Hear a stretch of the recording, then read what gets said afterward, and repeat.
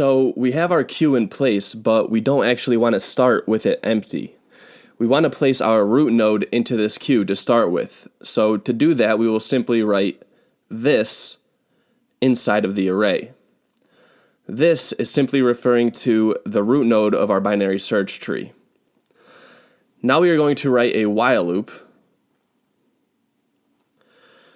And we want this while loop to run as long as our queue is not empty. So inside of our parentheses, we will write while queue.length.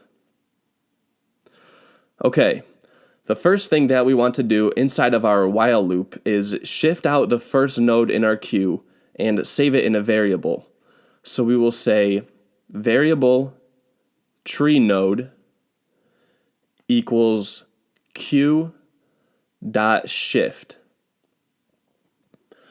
This will take the first node out of our queue and store it in the variable tree node. Now we want to run our iterator function on this node that we just shifted out. So we will say iterator func invoked with our tree node passed into the parentheses. So now we have processed our first node, and we want to push the children of this node into our queue. So we will say, if there is a left child on this tree node, or if tree node.left, then we will push that node into our queue from the back of it. So we will say queue.push tree node.left. And we do the same for the right child. So we say, if there is a right child, then we want to push that right child into the back of our queue. And that is it. That is our Breadth First Traversal method. Now, how does this all work? Let's run through our method with an animation to see what is actually happening here.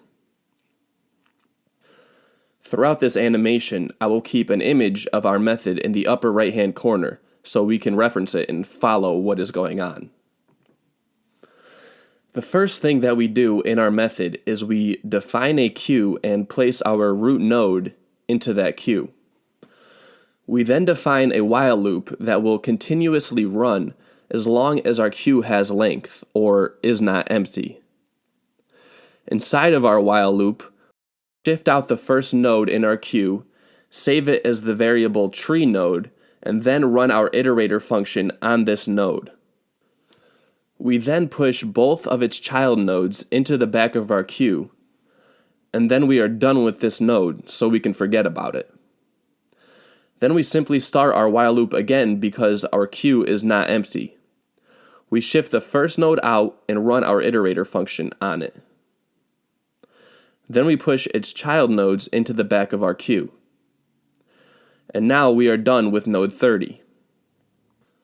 Then we start the same thing again. Shift the first node out of our queue and run our iterator function on it.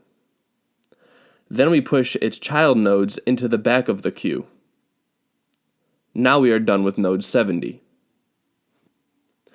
We are going to continue running through this while loop, and you will be able to tell that all of the nodes in a single level get pushed into the queue in order. Then we move on to the next level and push all those nodes in.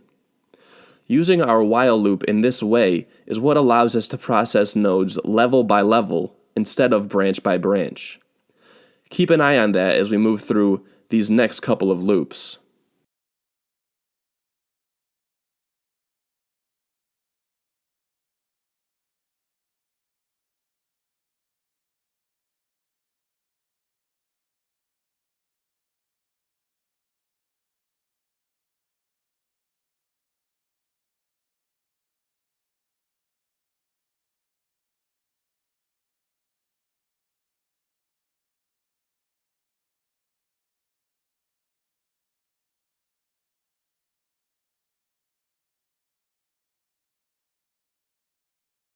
Now we are on the node of value 10, and you will realize that it does not have any child nodes. there are actually no nodes left in our tree at all. But even though there are no nodes left in our tree, our while loop will still continue to function because our while loop does not stop when we are out of child nodes. It only stops when our queue is empty, which clearly it isn't empty yet. So it will continue to shift nodes out one by one and process them. We shift 10 out, process it in our iterator function, check to see if it has any child nodes, which it doesn't, and then we are done with it. We shift 35 out, process it, then we are done with it. And we continue like this until all of the nodes have been shifted out and processed.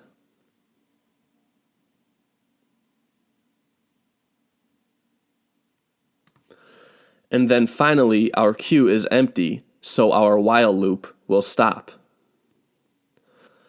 So that is exactly how our Breadth First Traversal method works, and how to traverse a tree level by level instead of branch by branch.